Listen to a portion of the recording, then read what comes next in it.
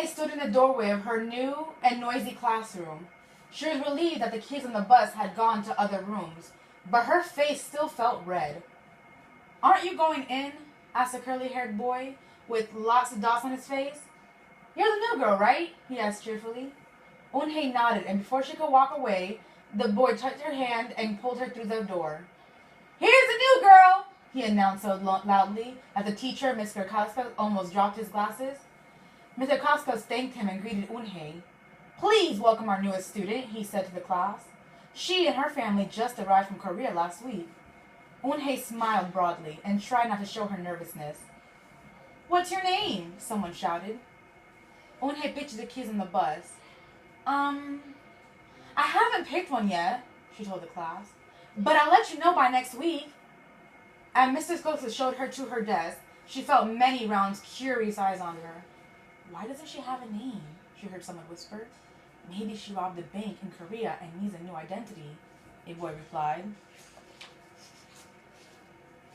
On the bus home, nobody teased her, but Eunhae kept thinking about her name. "How was school, Eunhae?" her mother asked when she walked in. "Did you understand the teacher?" Eunhae simply nodded. She unpacked her school bag and set the red pouch by a photograph of her grandma. "I'm glad you're learning English well," her mother said. "You must study hard, behave nicely, and get good grades to show that you're a good Korean." "I will," replied Eunhae. But I think I would like my own American name," she said quickly. Her mother looked at her with surprise. "Why? Eunhae is a beautiful name. Your grandmother and I went to a name master for it." "But it's so hard to pronounce," Eunhae complained. "I don't want to be different from all the American kids." "You are different, Eunhae," her mother said. "That's a good thing." Eunhae just wrinkled her nose. "What are you thinking now?" Okay. She was feeling bad for her name, so she wanted her mom to change her name because she didn't like it. It was hard to pronounce. Have you ever had an experience like that where you want to change your name? Yeah.